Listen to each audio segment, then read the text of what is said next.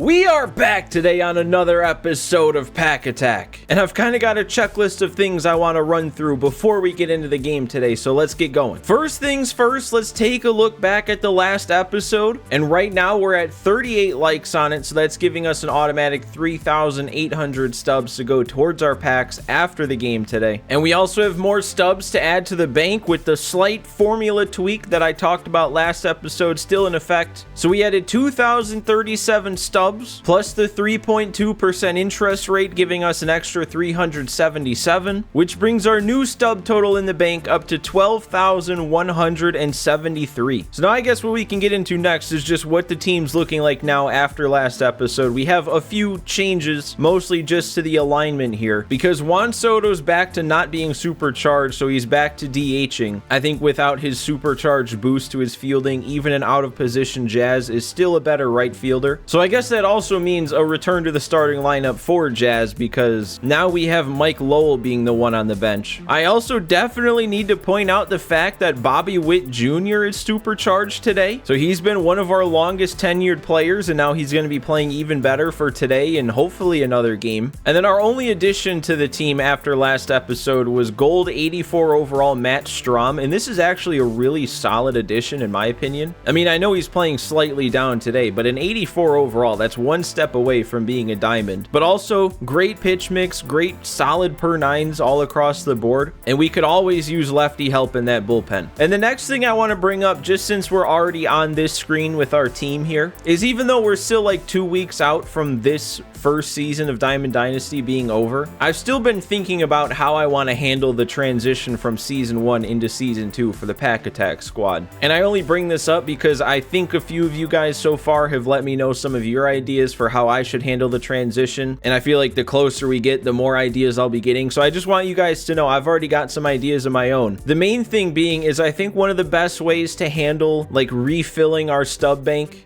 to start a new season, instead of just like saving up and foregoing opportunities to maybe spend some stubs here at the end of this season, I think what I'm going to do is all of our season 1 cards that aren't going to be eligible anymore and that are sellable, they have to be sellable, I'm going to sell those cards, add those stubs to the bank, and then that will give us like a nice initial boost right off the bat when season 2 starts. So like it's not going to be a ton of stubs, but like Dalton Rushing, he's sellable, he's season 1. Nolan Jones, Christian Walker, I don't think this Ramos, because of the way we got him, I don't think he's sellable, but if he is, you know, that'd be a nice amount too.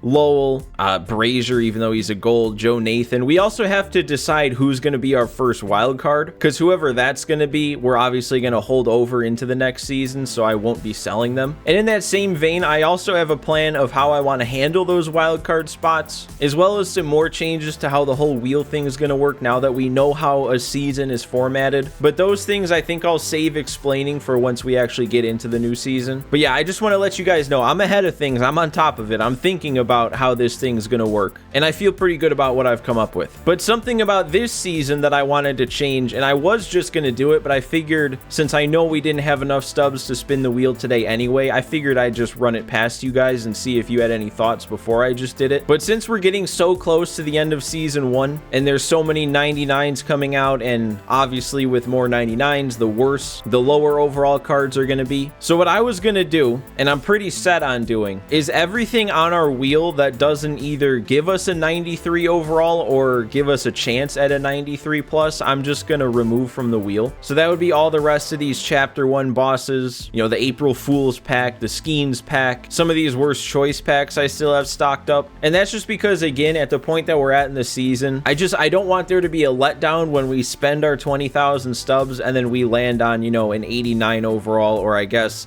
even in the worst case, an 85 overall is what I think it was in this pack. I just feel like it'd be better for us to limit our options to things that will actually make this team more competitive. I think the only exception to that is going to be packs that give us core cards, like this Barrier Breakers pack. I think the only other options are the Team Captain packs or core cards, but we'll keep those on the wheel just because those are cards that can carry over into the next season. And then the last thing, the most important thing, obviously, that I saved for the last, is I think I've been saying for for a little while that I need to customize my jerseys, and I just haven't gotten around to it. But since I haven't gotten around to it, I also unlocked some of these special minor league jerseys, and I unlocked a couple of them that fit within our color scheme. I think they look kind of cool, so I just threw them on for now. It beats just having the plain whites or the plain oranges on. All right, but all that out of the way, we're finally ready to hop into our game for the day. We're 16-3. We're at a 566 rating, and I don't really know what we're shooting for in this season, because once again, it's happened where I haven't played as much pack attack as consistently as I would like to, so we're a little bit behind, but I still feel like we should shoot for a 700 rating. Try and get there once before the season resets. And since we're still hard pressed to find pitching, we've got gold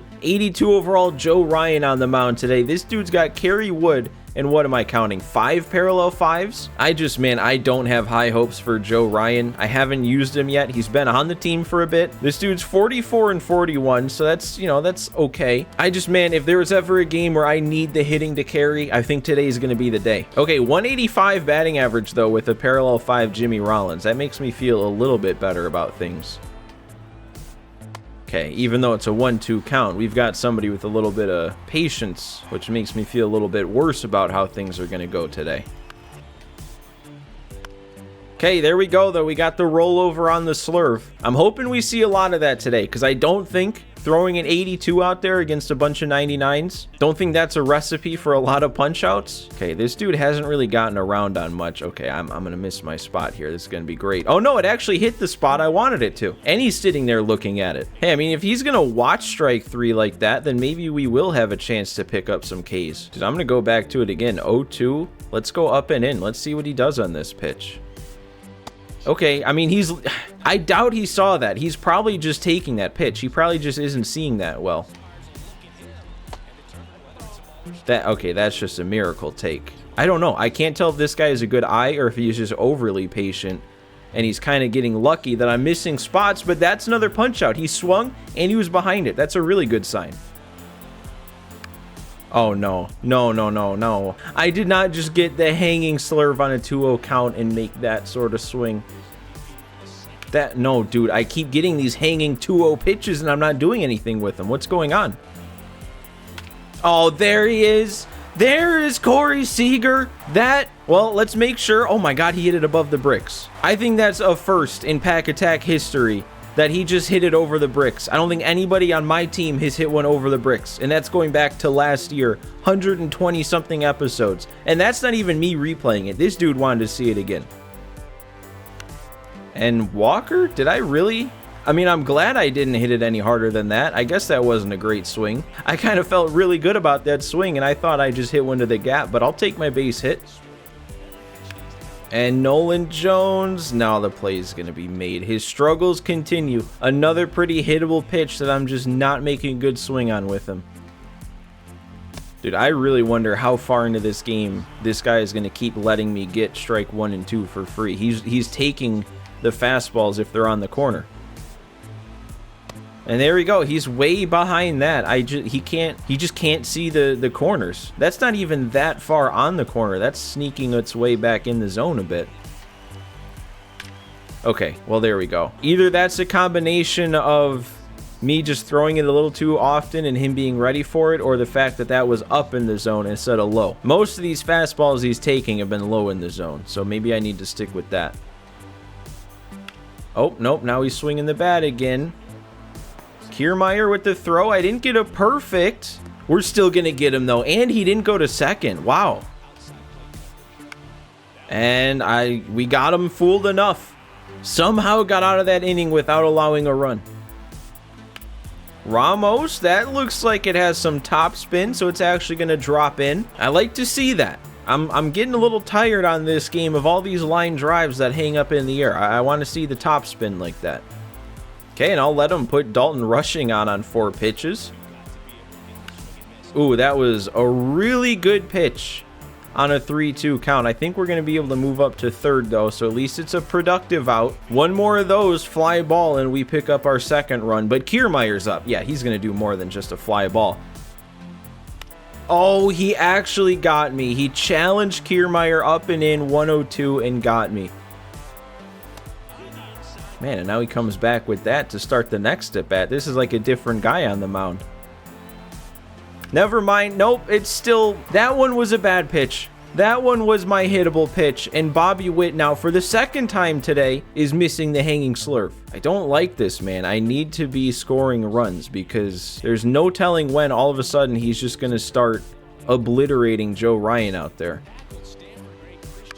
You know, that might be the worst sign of them all yet, because he is laid off of that slider every time I've thrown it and missed off the inside corner, but he swung at it when it stayed in the zone. Kiermaier's getting there, though. I wanted to hit that spot so bad. Oh my God, Nolan Jones. I really didn't think I was going to make that play. I figured it's getting to the wall anyway. Kiermaier will run it down. But Nolan Jones just handled it himself. He's not even facing the play. How did he make that play? Again, I didn't even replay that. This dude is just in awe of some of the plays I'm making, apparently. Okay, I had to have set this up for strike 3, right? Yes. All right. Another punch out for Joe Ryan. He's through 3 innings, scoreless.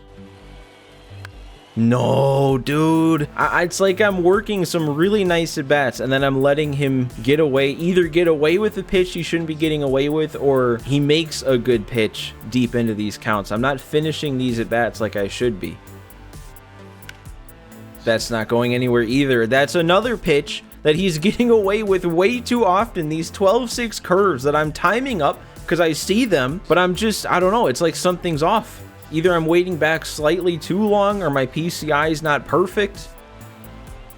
And then I'm watching strike 3. He kept all 3 pitches in the zone that at bat, and I didn't swing at one of them.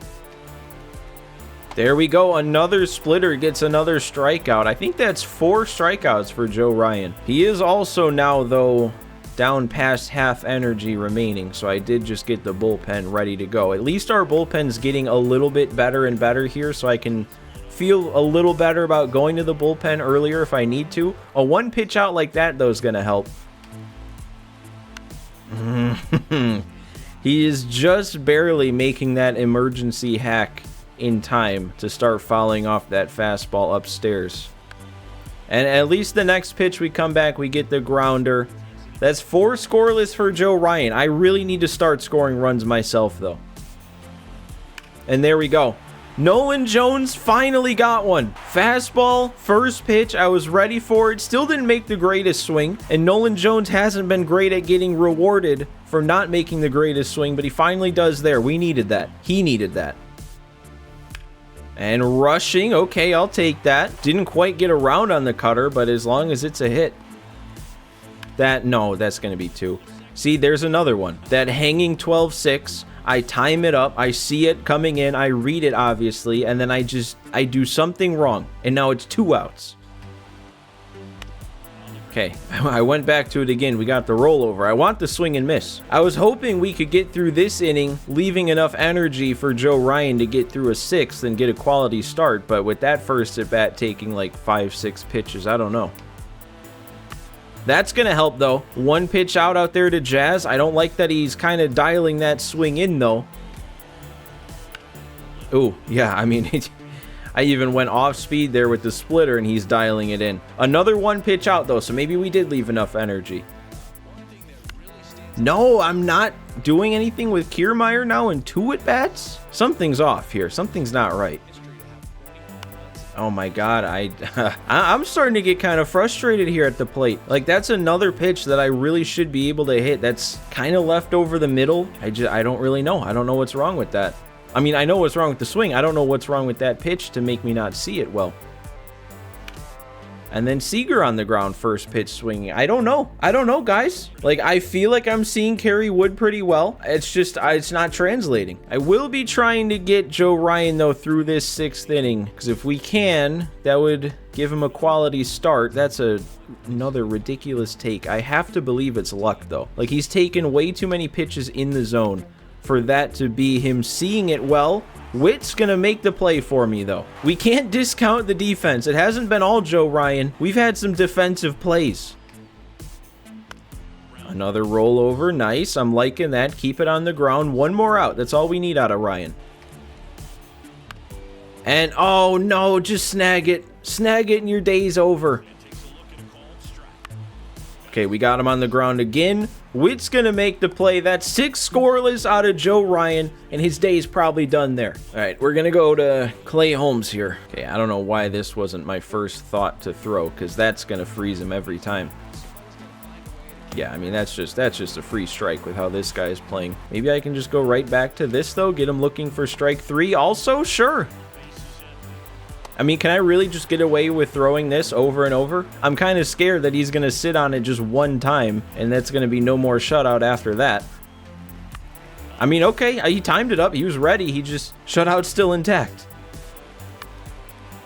And there's another one. I'd consider that another very hittable pitch. Fastball pretty much over the meat of the plate. All I got to do is get around on it, which I should be doing, especially on All-Star. I know that figures. I finally make the perfect swing on the hanging 12-6, and it's still an out. And I missed that with Kiermaier. There's nothing left to say that I haven't said already. At this point, it's just, can we get to the end of this game before he figures something out? I'm going to try and keep going as far as I can here with Clay Holmes in the 8th. I wish I had something that broke straight down, like the splitter I was throwing before, because that's what would get him here. I don't think this is going to get him. At least it got him to roll over on it. Okay, he's starting to see that inside sinker a bit more. Ooh, and that was actually a good swing. I think we're going to have to call it there with Clay Holmes then. We'll just go to Joe Nathan now, and hopefully he can pick up a 4-out save. No. I missed the spot so bad, but I didn't think it was going to be in a spot that he would still swing at, let alone get a hit on. Every extra pitch we throw is just going to make the 9th inning even more stressful to try and finish it. And now we're missing our spots. That's 2 extra pitches now that didn't need to be thrown. Dude, okay. Oh, he still swung. He bailed me out. Can we get any more insurance for the 9th? Can I just make one good swing with Witt while he's supercharged? Okay, thank you. I can. I can make one good swing with him while he's supercharged. Can we make a play with our pitcher for once? There we go. All right. It wasn't clean, but the play was still made. No, Jazz. No, Jazz. Don't let this land, Jazz. Look at him out there. The speed makes up for it. That's why he's there over Soto. That is a brutal take, but I should know he's going to be taking that.